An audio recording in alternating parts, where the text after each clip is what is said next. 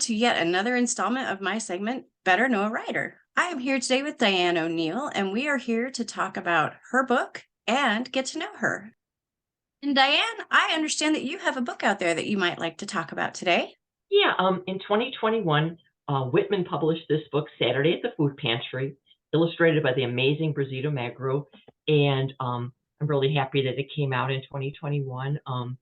It was based on my own experiences of going to a food pantry as a child. I wrote an op-ed about food insecurity and the stigma attached to getting help, that I experienced as a child, and an editor saw it and liked it and asked me to write something about it. So I'm really happy it's out in the world and influencing people. Yeah, and I think that that understanding is really coming along with so many states approving free lunch for all kids, Mhm. which I think is great and really important. For some of those kids, it's the only time they actually have a full meal. So, yeah, I think that's really great. And there is a lot of stigma. So, I'm glad that you've brought that to light and made that understandable for so many people. So, thank you for sharing. Are you ready by chance to be known? Maybe. Okay. I'll go for it though. All right. So, my first question is, you can only have one book for the rest of your life. Which one do you pick? A Tree Grows in Brooklyn by Betty Smith. I think you've prepared for this. What is your favorite pen? Um, I love gel pens. I've recently discovered the Sharpie with blue ink, but I also like colorful gel pens, the green, purple, whatever. But yeah. Nice. Diane, if you could live anywhere in the world, where would it be? Oh, I don't know. I live in Chicago. I like Chicago. There's places I'd like to visit. Like I may visit Seattle later with some family members. I'd love to visit Ireland sometime, but probably Chicago's my home. Nice. It is the city of lights and Sears Tower and made famous by Matthew Broderick in his signature film. So I am a bit taken with Chicago as well. What truly scares you the most?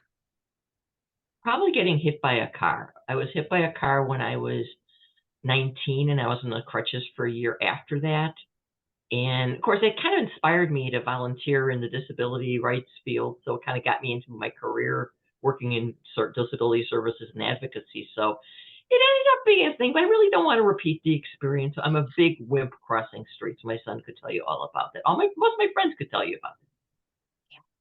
Crutches are the worst. I have spent a good portion of my adult life crutching around from some injury or another, Yeah, so I totally yeah. understand that. What is the best book to movie adaptation? It's not exactly a movie, but I like for Pride and Prejudice, the BBC did a series based on Pride and Prejudice, and who was that famous actor who did the bear shirt scene, whatever. Anyway, yeah, Colin Firth, yes, yes, Of he's course. yeah, he's in you see him coming out of the yeah. It's anyway, it's that whole scene that I just felt was very true to the book, very true to the spirit of the book, and it was just a lot of fun. I need to watch it. I've been watching it a couple of years. I need to watch it again.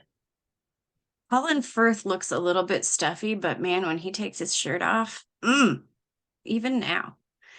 Um, Star Wars or Star Trek? And hint, why is Star Trek better? I agree with that about Star Trek. I like the focus on diversity. I just like how Gene Roddenberry that he made that front and center in the '60s when it was not, really a thing. In fact, there was a lot of protest against it. So I just like that he did that, and I loved finding out that the actors who played Uhuru, Nick, Mich- John Michelle Nichols. yeah.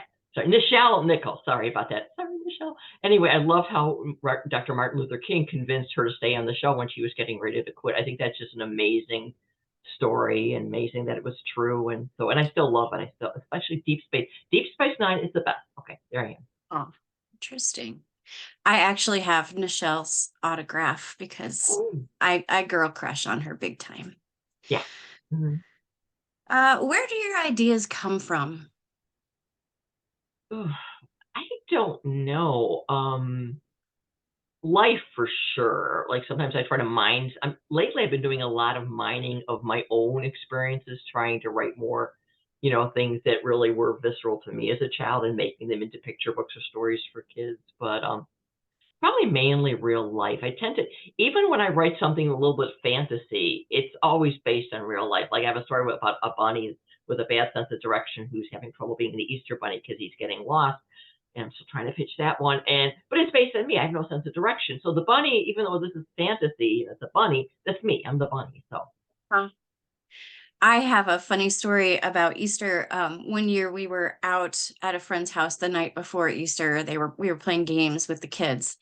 And on our way back, it was late, but there were all these rabbits crossing the road. And my little one was like, oh, the Easter Bunny's helpers are out. Oh my God, it was so classic. It was so adorable. It was really cute.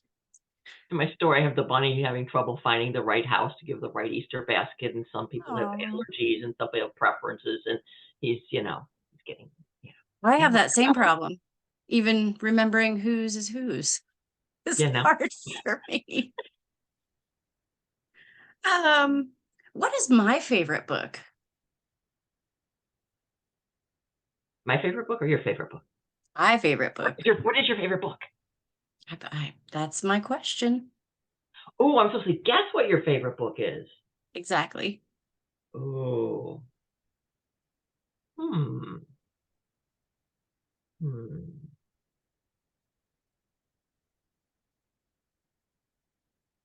I'll just throw something out. Lord of the Rings. It's a good guess, but no, that is not it.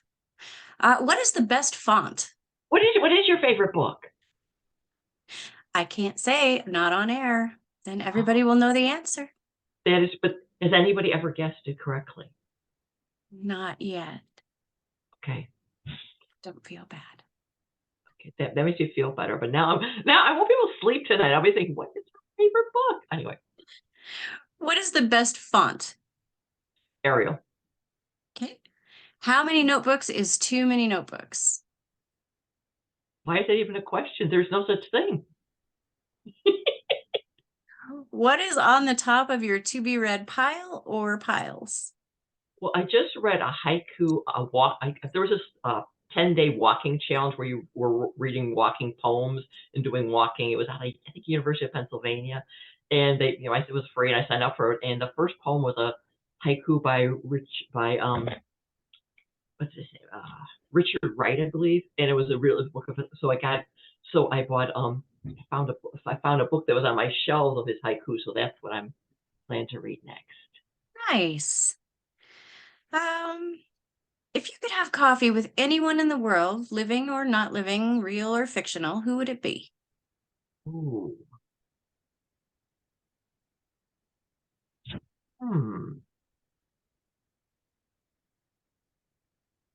Probably Helen Keller. Ooh, that's a good one. And then my last question, Diane, is I need to know what your advice is for writers in 5 words.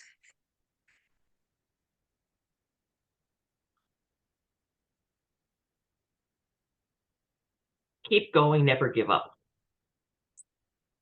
All right, Diane, congratulations. You are officially known. Thank you.